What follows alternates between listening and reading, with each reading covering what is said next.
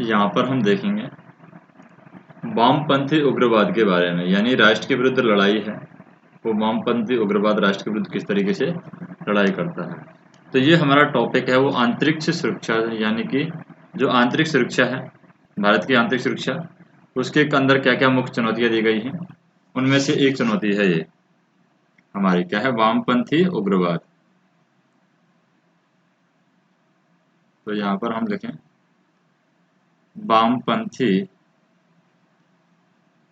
उग्रवाद।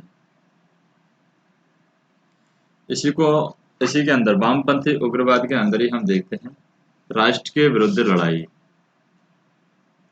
यानी देश के विरुद्ध लड़ाई या फिर राष्ट्र के विरुद्ध लड़ाई। तो राष्ट्र के विरुद्ध लड़ाई हम देखते हैं। वामपंथी उग्रवाद या फिर नस्लवाद क्या है, पहले तो ये देखते हैं। वामपंथी उग्रवाद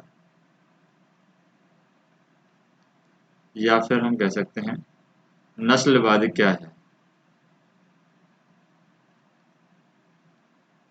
क्या होता है। तो नक्सल की बात करें हम, जैसे ये नस्लवाद नहीं है, यहाँ पर है नक्सलवाद, तो इसको हम सही कर लेते हैं, यहाँ पर नक्सलवाद है। नक्सलवाद क्या है।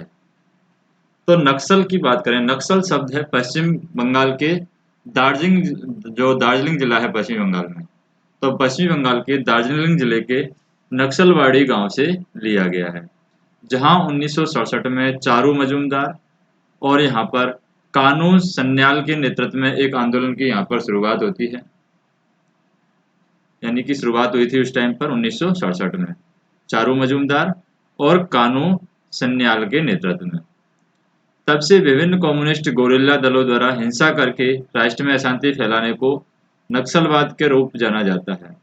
नक्सलवाद वो चरमपंथी कम्युनिस्ट है जो चीन के क्रांतिकारी नेता जैसे कि माओ तेज माओ त्से तुंग के सिद्धांतों पर आधारित राजनीतिक विचारधारा वो रखते हैं। 70 के दशक से देश के विभिन्न भागों में नक्सलवाद है सक्रिय रहा है, और देश के विभिन्न भागों में विभिन्न समय पर विभिन्न नक्सलवादी दलों के द्वारा यहाँ पर हिंसा को सरेआम घटनाओं के द्वारा शांति व्यवस्था का यहाँ पर भंग किया गया है। पूर्व प्रधानमंत्री मनमोहन सिंह ने यहाँ पर नक्सलवाद को देश की आंतरिक सुरक्षा के सामने सबसे बड़ी चुनौती बताया था, और देश के सामने लंबे समय से यह चुनौती रही है। यद्यपि नक्सलवाद ने भी अपने इतिहास में कई उतार चढ़ाव यहाँ पर देखे हैं, जैसे कि नक्सलवाद की दार्शनिक पृष्ठभूमि की बात करेंगे हम, नक्सलवाद, माओवाद या फिर वामपंथी उग्रवाद की जो दार्शनिक पृष्ठभूमि क्या रही है इनकी। तो सबसे पहले देखते हैं इनकी दार्शनिक पृष्ठभूमि, यानी किस तरीके से ये सोचते हैं, क्या इनका दर्शन शास्त्र कहता है। नक्सलवाद, माओवाद भी बोल सकते हैं नक्सलवाद को, और वामपंथी भी हम बोल सकते हैं। वामपंथी विचारधारा से प्रेरित होकर के शासकीय प्रतिष्ठित वर्गों के खिलाफ किसान वर्ग का हिंसात्मक विरोध इतिहास में बार बार होते रहे हैं। इन हिंसात्मक आंदोलन का आधार मार्क्स या फिर एंजेल के लेखों को माना जाता है। इस विचारधारा को सामान्य तौर पर हम कहते हैं साम्यवाद या फिर मार्क्सवाद। इनको सामान्य विचारधारा में या इन घटनाओं को हम कहते हैं। लेकिन अगर बात करें हम, इस विचारधारा को बाद में लेनिन और माओ त्से तुंग ने भी समर्थन मिला था, और वामपंथी विचारधाराओं में यह विश्वास किया जाता था कि इस पूंजीवादी जो बुर्जुआ समाज में सभी विद्यमान सामाजिक संबंध और राज्य का ढांचा स्वभाव से ही शोषण को बढ़ावा देते हैं, और इस शोषण को खत्म करने के लिए हिंसात्मक तरीकों से कार्यकारी बदलाव आवश्यक है। और मार्क्सवाद के समर्थक यहाँ पर पूंजीवादी व्यवस्था को खत्म करने के लिए हिंसक वर्ग संघर्ष को अनिवार्य मानते हैं। तो माओवादी जो संघर्ष है, माओवाद क्या करता है, माओवाद सशस्त्र संघर्ष, जन आंदोलन और मित्रों के कूटनीतिक चयन के तरीकों के द्वारा राज्य सतह पर कब्जा करने के सिद्धांत को वो अपनाते हैं। इस प्रक्रिया को माओवादी लंबा जनयुद्ध पुकारते हैं। माओवादी विचारधारा हिंसा को सम्मानित करती है, इसलिए माओवादी विचारधारा के अनुसार हथियार रखना जरूरी है। और मौलिक रूप से हम देखें, मौलिक रूप से माओवादी औद्योगिक ग्रामीण विभाजन को पूंजीवादियों के द्वारा शोषण करने का एक बड़ा माध्यम मानते हैं। माओवाद का अर्थ है कि समतावादी विचारधारा भी है, जो स्वतंत्र के पूंजीवादी बाजार सिद्धांत के विरुद्ध माओ के समय काल में देखा गया था। माओवादी राजनीतिक रूप से शोषक वर्ग और उनके सरकारी ढांचे के खिलाफ बहुसंख्यक लोगों के क्रांतिकारी संघर्ष पर जोर देता है। इसके सैन्य योजनाकारों ने एक गोरिल्ला तकनीक का विकास किया है, जो देहांतों की तरह शहर को घेरने पर केंद्रित है। समाज के निम्न वर्ग के लोगों को हिंसा बना करके, यहाँ पर समाज के जो भी निम्न वर्ग के लोग हैं उनको हिस्सा बना करके राजनीतिक परिवर्तन पर विशेष बल देता है। माओवाद का मुख्य नारा है, राजनीतिक शक्ति बंदूक की नली से निकलती है। गोरिल्ला युद्ध नीति का सहारा लेते हुए स्थापित संस्थाओं के विरुद्ध विद्रोह करने के लिए माओवाद ग्रामीण आबादियों से बड़ी संख्या में समर्थक को, यानी जो भी समर्थक होते हैं उनको एकत्रित करते हैं। परंतु माओवाद आज एक वैचारिक आंदोलन नहीं है। आज माओवाद अपने क्षेत्र में अपने प्रभाव को बनाए रखने के लिए और यहाँ पर क्या करता है, समाज में आदिवासियों को यहाँ पर हाशिए पर रखने के लिए उनमें डर की भावना पैदा करके उन्हें प्रजातंत्र और विकास के लाभों से दूर रखते हैं। सीमा क्षेत्र में सक्रिय हिंसा पर आधारित राजनीतिक जन आंदोलन की बजाय यहाँ पर नक्सलवादी भारतीय संघ से अलग होकर के स्वायत्त राज्य की स्थापना नहीं चाहते हैं। उनका उद्देश्य सशस्त्र संघर्ष के साथ या सशस्त्र संघर्ष के द्वारा राज्य सत्ता पर अधिकार जमाकर जन सरकार की स्थापना करना है। हम देखते हैं नक्सलवाद के जो चरण क्या क्या हैं। नक्सलवाद के चरण,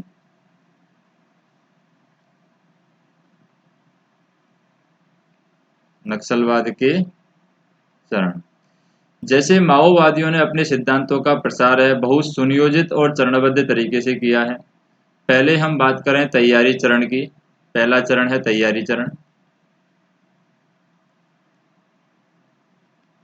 तैयारी चरण जैसे नए क्षेत्रों का विस्तृत निरीक्षण करके महत्वपूर्ण व्यक्तियों तथा महत्वपूर्ण मुद्दों की पहचान कर जिस पर आम लोगों को यहाँ पर एकत्रित किया जा सके, तो ये तैयारी चरण होता है उनका। फिर होता है परिपेक्ष चरण। दूसरा चरण होता है इनका परिपेक्ष चरण।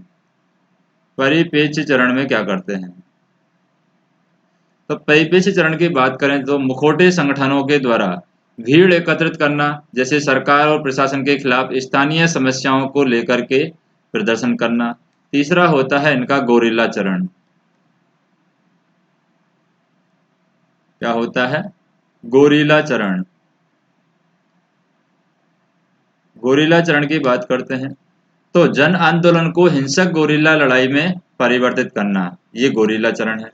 चौथा होता है आधार चरण।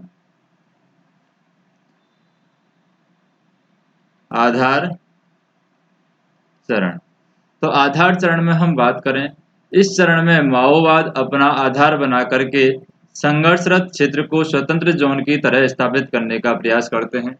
और पांचवा होता है यहाँ पर मुक्त चरण। क्या होता है, मुक्त चरण। मुक्त चरण जन सरकार की स्थापना होता है। फिर बात करते हैं भारत में नक्सलवाद का विकास, यानी भारत में नक्सलवाद का किस तरीके से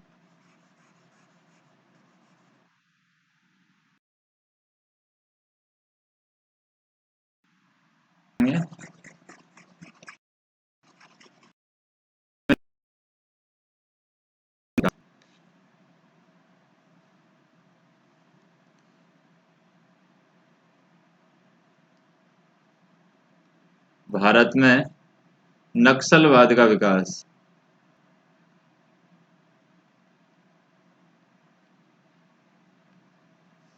तो यहाँ पर नक्सलवाद के विकास को 3 चरणों में बांटा जा सकता है, जिनका वर्णन हम देखें।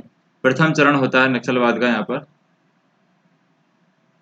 प्रथम चरण क्या होता है, पश्चिमी बंगाल के दार्जिलिंग जिले के 3 पुलिस स्टेशन नक्सलवादी और खोड़ीवाड़ी और फांसी देवा में मई 1967 को, यहाँ पर मई 1967 को नक्सलवाद आंदोलन की शुरुआत हुई।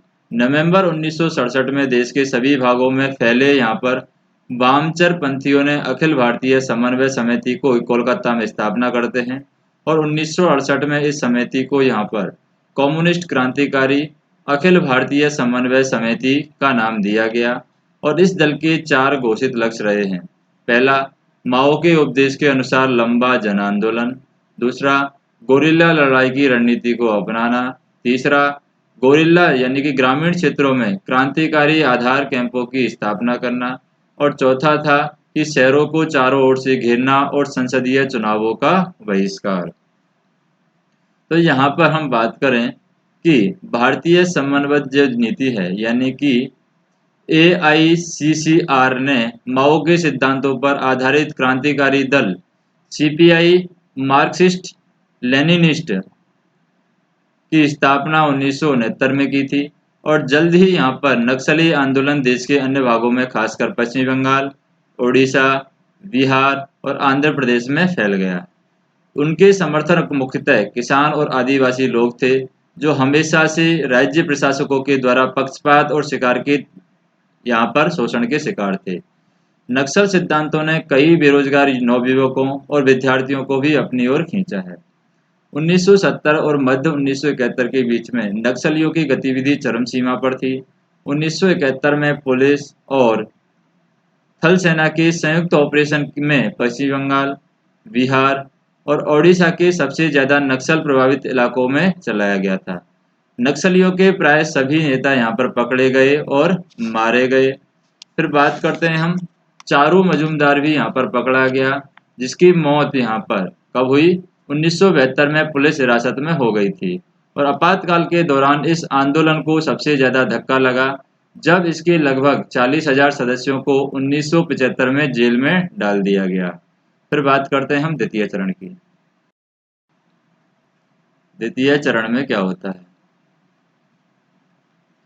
तो द्वितीय चरण में आपातकाल के पश्चात इस आंदोलन ने अत्यधिक हिंसक रूप में यहाँ पर पुनः सर उठाया है।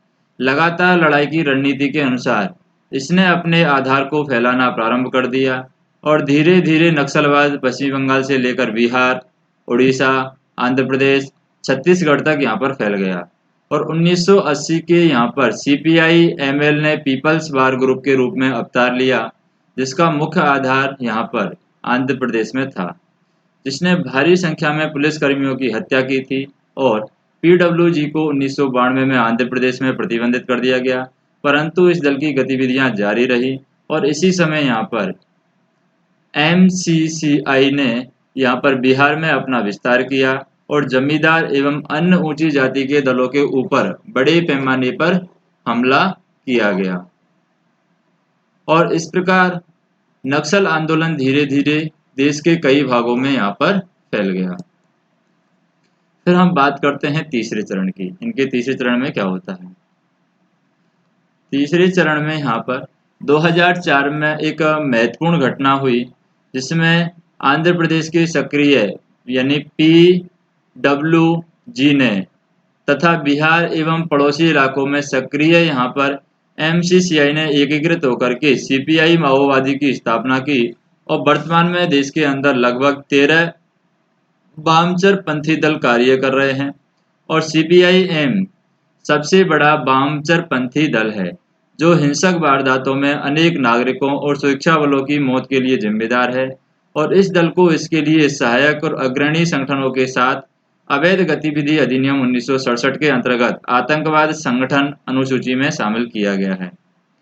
CPI-M की स्थापना के बाद 2005 से नक्सली हिंसा में अत्यधिक बढ़ोतरी हुई है। नक्सली हिंसा की बढ़ती घटनाओं को देखते हुए 2006 में भारतीय प्रधानमंत्री ने भारत की आंतरिक सुरक्षा के सामने नक्सली समस्या को सबसे बड़ी चुनौती बताया था और 40,000 मजबूत सदस्यों के साथ आज नक्सली समस्या देश की सुरक्षा के ऊपर एक गंभीर दबाव है जो पूर्वी भारत के खनिज बहुल क्षेत्र जैसे कि लाल कॉरिडोर कहा जाता है, इसमें विकास का सबसे बड़ा बाधक है। लाल कॉरिडोर एक परस्पर जुड़ा हुआ भूमि खंड है जो झारखंड, छत्तीसगढ़ और उड़ीसा में फैला हुआ है। वास्तव में नेपाल में जब माओ आंदोलन चरम सीमा पर था तब नक्सली प्रभाव को तिरुपति से पशुपति तक फैला हुआ माना जाता है। जैसे नक्सलवाद से अगर प्रभावित क्षेत्रों की अगर हम बात करें जो कि नक्सलवाद से भारत में प्रभावित क्षेत्र हैं उनकी हम बात करते हैं। जैसे यहाँ पर हम बात कर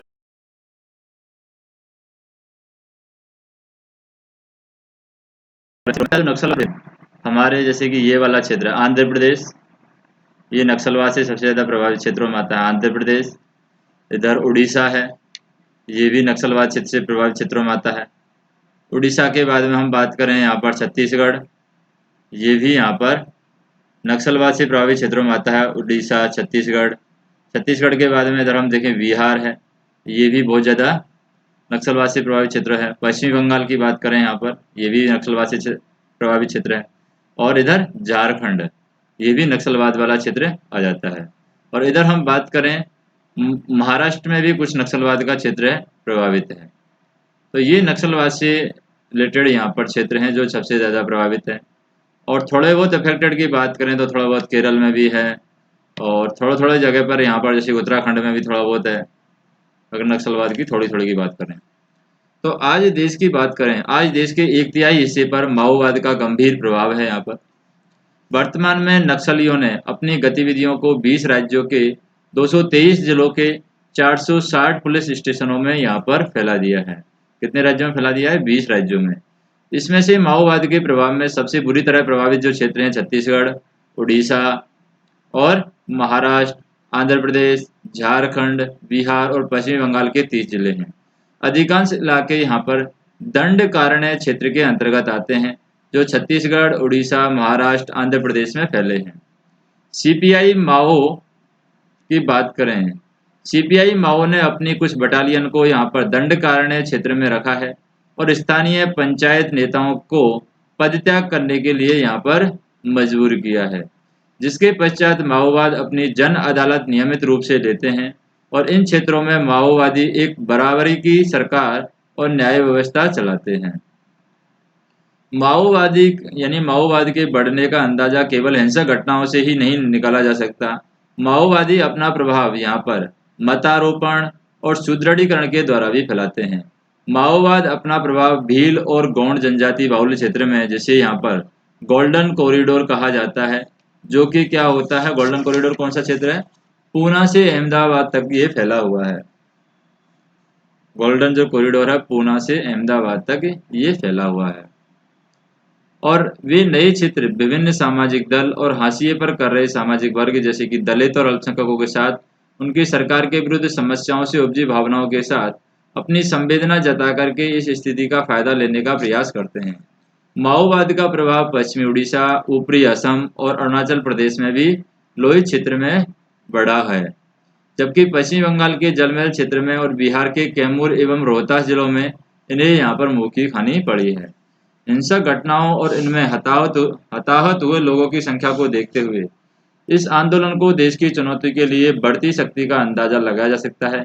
इनमें सबसे बड़ी घटना अप्रैल 2010 में हुई, जब माओवादियों ने छत्तीसगढ़ के यहाँ पर दांतेवाड़ा जिले में सीआरपीएफ की एक पूरी कंपनी पर एम्बुश द्वारा हमला करके 76 सशस्त्र पुलिसकर्मियों को मार गिराया था। और इस घटना से माओवाद की रणनीति, योजना, क्षमता और हथियारबंदी का अंदाजा लगाया जा सकता है।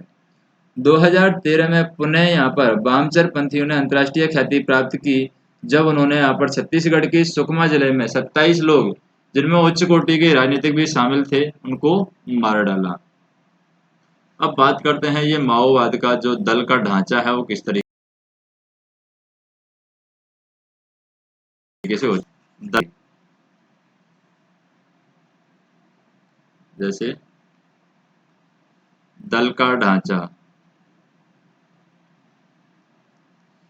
तो विभिन्न नक्सलवादी दल मुख्यतः बिहार और झारखंड की यहाँ पर एमसीआई और आंध्र प्रदेश का पीपुल्स वार को वर्ष 2004 में विलय के बाद सीपीआई माओ मुख्य दल के रूप में सामने आया और एक लक्ष्मण राव और एक गणपति सीपीआई माओ का महासचिव है।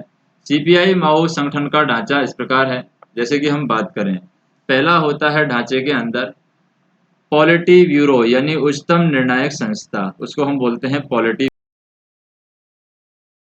ब्यूरो। ब्यूरो पॉलिट ब्यूरो क्या होता है? पॉलिट ब्यूरो होता है यहाँ पर उच्चतम जो निर्णायक संस्था होती है उसे वो बोलते हैं पॉलिट ब्यूरो। के बाद में आता है केंद्रीय समिति, यहाँ पर आती है केंद्रीय समिति। केंद्रीय समिति के बाद में आता है तीसरे नंबर पर राज्य समिति यानी विशेष क्षेत्र की समिति, तो वो आती है तीसरे नंबर पर राज्य समिति। राज्य समिति के बाद में चौथे नंबर पर आती है क्षेत्रीय समिति।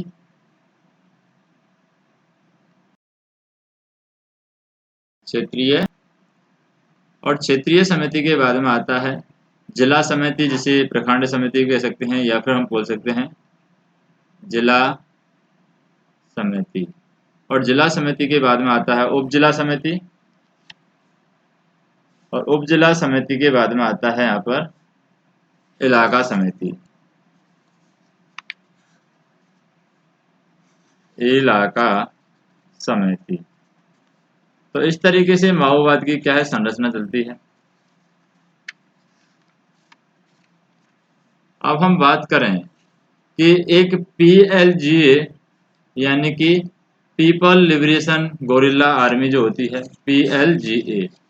PLGA के माध्यम से कार्य करती है। और PLGA के पास 3 प्रकार के यहाँ पर बल होते हैं। वो 3 प्रकार के बल कौन कौन से हैं PLGA के पास में। एक तो होता है मौलिक बल यानी बुद्धिजीवियों को एकत्रित करना, PLGA का काम है। एक होता है द्वितीय बल जिसमें क्षेत्र समिति और गोरिल्ला दल होता है। और मुख्य बल होता है जिसमें सशस्त्र बल और आसूचना यूनिट की संरचनाओं के तरह यह बल भी बटालियन या प्लाटून में बटा होता है।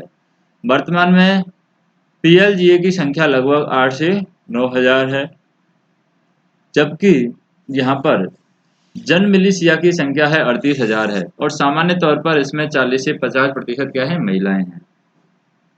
फिर हम बात करते हैं नक्सलवाद का लक्ष्य, उद्देश्य और कार्य प्रणाली क्या रहा है। नक्सलवाद का लक्ष्य, उद्देश्य और कार्य प्रणाली।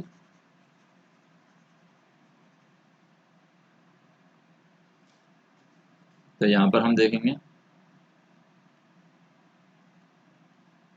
नक्सलवाद का लक्ष्य, उद्देश्य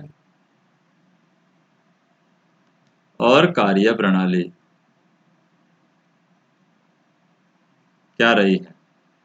तो नक्सलवाद का उद्देश्य है सरकार की वैधता को समाप्त करके आम लोगों की स्वीकार्य जन आधार बनाना है। इनका एकमात्र उद्देश्य लगातार जन संघर्ष की हिंसक लड़ाई के द्वारा राजनीतिक सत्ता प्राप्त करना और भारतीय जन प्रजातांत्रिक संघीय गणतंत्र की स्थापना करना है। नक्सली मुख्य तौर पर पुलिस व्यवस्थाओं के ऊपर हमले करते हैं और वे मूलभूत ढांचे जैसे कि रेल, सड़क यातायात या बिजली वितरण पर भी वो हमला करते हैं।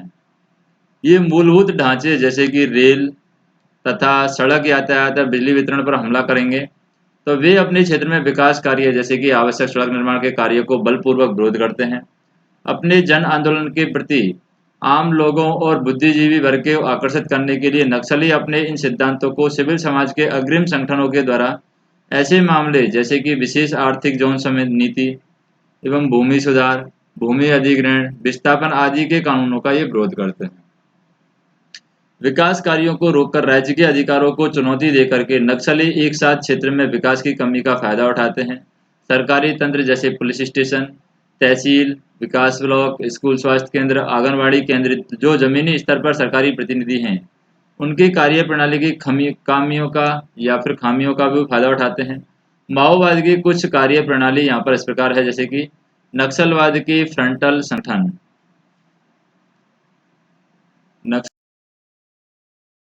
नक्सलवाद के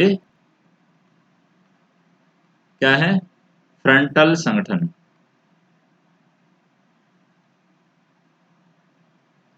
फ्रंटल संगठन की बात करें, माओवादी आम लोगों की सहानुभूति जीतने के लिए सुरक्षा बलों के द्वारा मानवाधिकार के उल्लंघन के मामलों को निरंतर अपने अग्रीय संगठन जैसे कि यहाँ पर RDF, PDFI, DSU, CRPP और CMAS, उड़ीसा और अन्य वामपंथी विचारधारा वाले विद्यार्थी दलों को दुष्प्रचार फैलाने के लिए उपयोग करते हैं।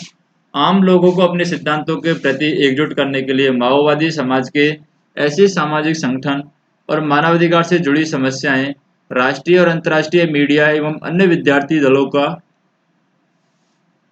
यहाँ पर अन्य विद्यार्थी दल जिनका वामपंथी के प्रति झुकाव है उससे सहायता प्राप्त करते हैं। वे कानूनी कार्यवाही और सजा से बचने के लिए धीमी न्याय व्यवस्था का भी वो फायदा उठाते हैं। फिर हम बात करें कि गोरिल्ला लड़ाई क्या होती है। गोरिल्ला लड़ाई, गोरिल्ला लड़ाई की बात करें, गोरिल्ला लड़ाई क्या होती है, तो माओवादी गोरिल्ला लड़ाई की रणनीति का प्रयोग करते हैं। यह एक अनियमित लड़ाई की रणनीति है जिसमें लड़ाकुओं के छोटे दल जैसे कि सशस्त्र शिविर या अनियमित सदस्य मिलिट्री की तकनीक जैसे एम्बुश, तोड़फोड़, हमला, छोटी छोटी लड़ाई या मारकर भाग जाने की रणनीति एवं बड़ी और भारी भरकम परंपरागत सेना के खिलाफ अद्वितीय रूप से तेजी से स्थान परिवर्तन कर लड़ने की कला अपनाते हैं। नेक्स्ट हम देखते हैं शक्तिशाली दुष्प्रचार तंत्र। शक्तिशाली दुष्प्रचार तंत्र इनका होता है, यानी नक्सलियों के साथ एक बहुत शक्तिशाली दुष्प्रचार तंत्र है जो राष्ट्रीय राजधानी और देश के सभी बड़े शहरों में मौजूद है। मीडिया में भी इनके समर्थक मौजूद हैं। ये सभी गैर सरकारी संस्थाएं और कार्यकर्ता नक्सली आंदोलन को रोकने के उद्देश्य से उठाए गए सरकार के सभी कदमों का विरोध करने के लिए लगातार दुष्प्रचार की लड़ाई लड़ते रहते हैं। एक योजनाबद्ध तरीके से नक्सली सदैव मीडिया के साथ दिखाई देना चाहते हैं। इनके समर्थक सभी जगह मौजूद हैं जो माओवादी के खिलाफ पुलिस द्वारा की गई सारी कार्यवाही का मानवाधिकार के नाम पर विरोध करते हैं।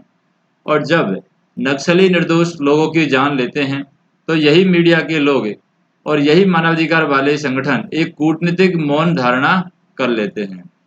हमला विरोधी रणनीति अभियान यानी कि टीसीओसी होता है। हमला विरोधी रणनीति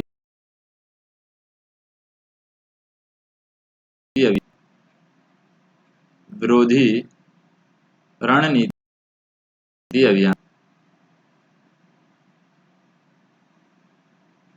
रणनीति अभियान जैसे प्रतिवर्ष माओवादी हिंसक गतिविधियां करते हैं जो मार्च से लेकर जुलाई में मानसून शुरू होने तक जारी रखी जाती है।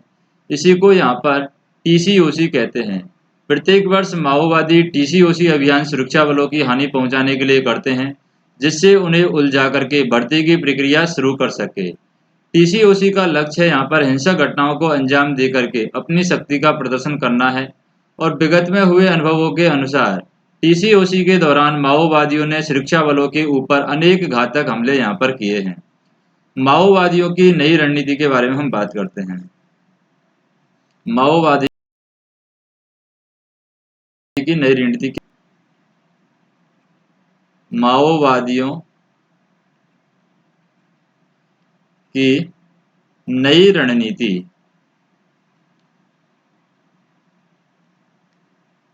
माओवादियों की नई रणनीति जैसे माओवादियों की नई रणनीति अपने प्रभाव क्षेत्र को जंगल से निकाल करके शहरी इलाकों तक फैलाना और समाज के गैर किसान लोगों एवं अन्य वर्गों को यहाँ पर प्रभावित करना है। स्थानीय संघर्ष को अपने हाथ में लेकर के आगे बढ़ना, बारूदी सुरंग रणनीति का विस्तार करना और जन मिलिशिया को लड़ाई योग्य बनाना और पुलिस बल के स्रोतों को अपने प्रभावशाली इलाके से बाहर फैलाने के लिए मजबूर करना और गोरिल्ला क्षेत्र के नजदीकों के कस्बों में संगठन का आधार बनाना और अपहरण की घटनाओं पर जोर देना। फिर अन्य आतंकवादी संगठन और विदेशियों के साथ संबंध की अगर हम बात करें, माओवादियों की अन्य आतंकवादी संगठन और विदेशियों के साथ संबंध होते हैं या फिर नहीं होते हैं, उनकी बात हम करते हैं।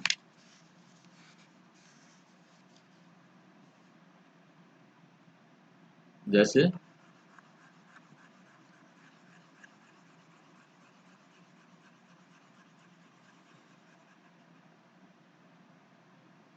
अन्य आतंकवादी संगठन एवं विदेशों के साथ संबंध।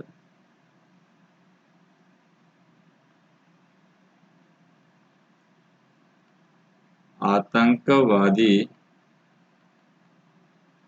संगठन एवं विदेशों के साथ संबंध।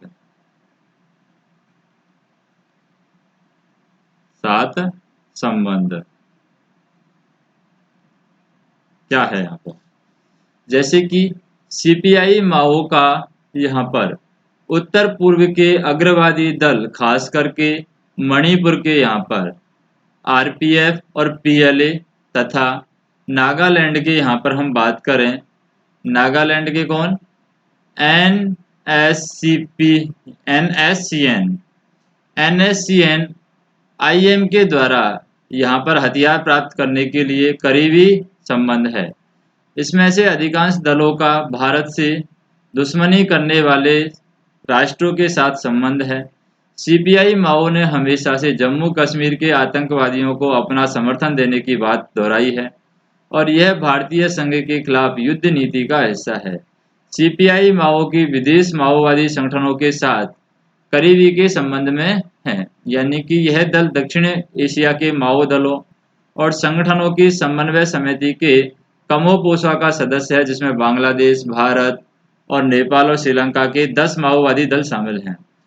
कमपोसा ने अपना प्रमुख उद्देश्य न केवल संयुक्त राज्य अमेरिका के साम्राज्यवाद और वैश्वीकरण का विरोध करना, बल्कि भारत संघ के केंद्रीकरण और अल्पसंख्यक लोगों का आंतरिक शोषण को रोकना बताया है। इन्होंने अपना लक्ष्य दक्षिण एशिया में अमेरिकन साम्राज्यवाद की सहायता से भारत के तथाकथित विस्तार और प्रयास को रोकना बताया है। और 2006 में बात करें हम यहाँ पर, 2006 में कमपोसा ने यहाँ पर नेपाल में आयोजित अपने चौथे सम्मेलन में भारत विरोधी लक्ष्य को दोहराया है और दक्षिण एशिया में हिंसक वारदाताओं के द्वारा शासन पर कब्जा करने हेतु सतत जन आंदोलन को फैलाने के प्रति उनकी प्रतिबद्धता यहाँ पर दोहराई है। फिर हम बात करते हैं धन प्राप्ति के स्रोत और संगठित अपराध के साथ संबंध। इनके क्या है, धन कहाँ से प्राप्त करते हैं, धन प्राप्ति के स्रोत और संगठित अपराध के साथ संबंध। संगठित अपराध के साथ संबंध क्या इनके रहे हैं, जैसे हम बात करें, जैसे वाम चरमपंथी, जो वाम चरमपंथी होते हैं, आंदोलन के लिए धन प्राप्ति का मुख्य स्रोत सरकारी योजनाओं से तथा ऐसी कंपनियों से जो इनके प्रभावित क्षेत्र में कार्यरत हैं धन ऐंठना है। यह प्राय सुरक्षा प्रदान करने के बदले धन के रूप में लेते हैं। कभी कभी वे धनी व्यक्तियों को आतंकित कर जबरन वसूली को आसान बनाने के लिए अपहरण और हत्या का भी सहारा लेते हैं। वाम चरमपंथी ऐसे क्षेत्रों में गंभीर रूप से सक्रिय हैं जहां प्राकृतिक खनिज जैसे कि कोयला, लोहा, बॉक्साइट, मैग्नीज, निकल और तांबा प्रचुर मात्रा में पाया जाता है। केवल उड़ीसा और झारखंड में ही देश के कोयले भंडार का 50% उपलब्ध है और कोयला भारत का सबसे बड़ा ऊर्जा स्रोत है और अतः यहाँ पर जबरन धन वसूली के लिए ज़्यादा अवसर उपलब्ध हैं। फिर वास्तव में नक्सलवादी गरीबों के मसीहा नहीं हैं। इसकी बात करें कि ये सच में गरीबों के मसीहा नहीं हैं।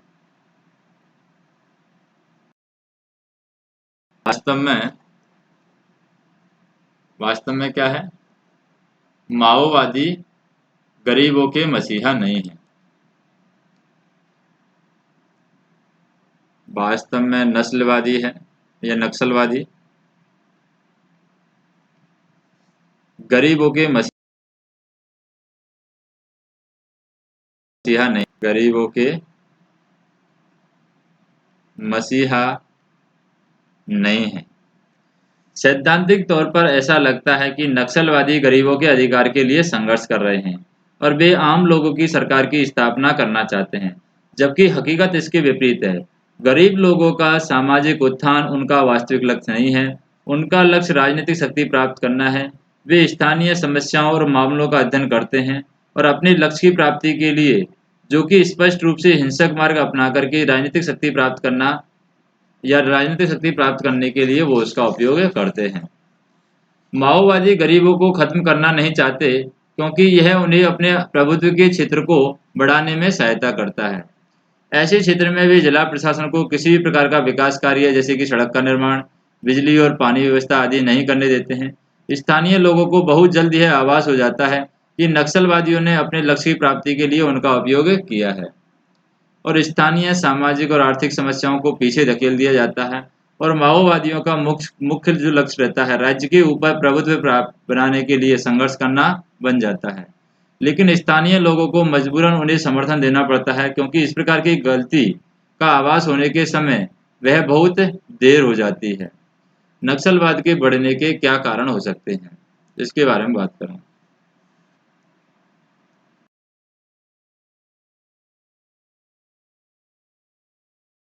नक्सलवाद